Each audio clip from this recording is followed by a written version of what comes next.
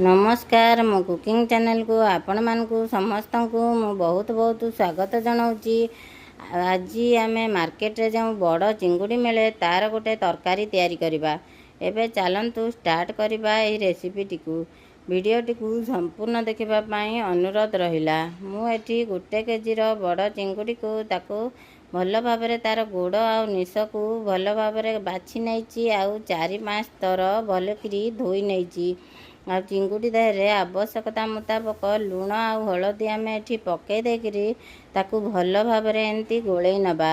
आ गोटे कड़ाई रे मु एठी रिफाइन तेल टिके पकईची। आपण चाहिए आपनक इच्छा अनुसार सोरिष तेल नहीं पारिबे। तेल टिके गरम हो सारा पर गोलई रखिथिबा चिंगुड़ी को ताकू पकई देकरी आमे ताकू एपट सेपट करी आमे भाजिबा। जे पर्यंत चिंगुड़ी भजा हमर भल भाबरे न हो जाइची से पर्यंत ताकू आमे एपट सेपट करी भाजिबा। गोटे पट साइड हो सारा पर आ गोटे पट साइड को उल्टे करी एमिति ताकू एपट सेपट करी भाजिबा। आउ एपटे मु किछि पियाज रसुण अदार गोटे पेस्ट तैयारी करी नैची। आ किछि गुंड मसला नैची। एठी मु काश्मीर रेड चिली पाउडर किछि गरम मसला आ मटन मसला आउ गोटे चामच हलदी गुंड को नैकरी ताकू टिके पानी पके देकरी तार गोटे घोल प्रस्तुत करी नैची। आ मु एठी सिझा आलू 3टी नैची। आपण आपनक इच्छा अनुसार कंचा आलू को टिके तेल रे भाजी करी नै पारिबे। आमर एपटे चिंगुड़ी भजा रेडी हो सारानी। ताकू आमे गोटे जगह को बाहर करी नबा। आउ सेई कड़े रे टिके तेल पकई नबा। आउ बाटी रखिथिबा पियाज रसुण अदार पेस्ट को ताकू पकई देकरी आमे टिके ताकू भल भाबरे एंती कसीबा।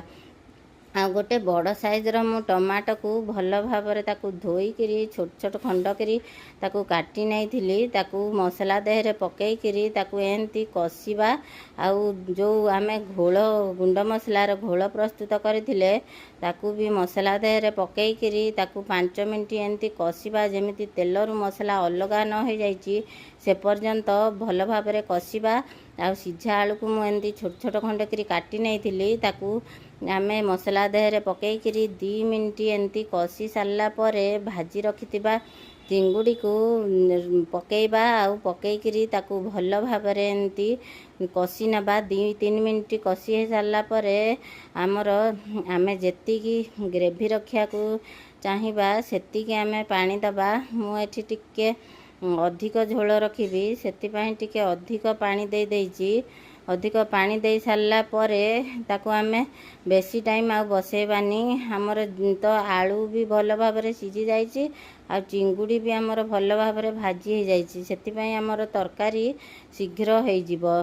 देखंतु टिके अधिक पानी मु एठी पकेइली। आउ आवश्यकता मुताबक लुण पकई देकरी आमे आगुरु लुण पकई थिले चिंगुड़ी रे सेतिपाई देखिकिरी लुण पकेइबे। पकई देकरी ताकू आमे 5-10 मिनिट पाई फुटिबा पाई छाड़ देबा। एबे देखंतु हमर तरकारीटी रेडी हो सारानी।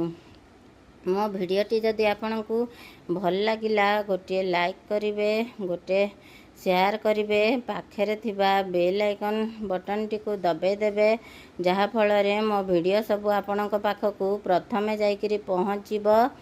नुआ देखुतिले सब्सक्राइब करिवे। रहुची नमस्कार।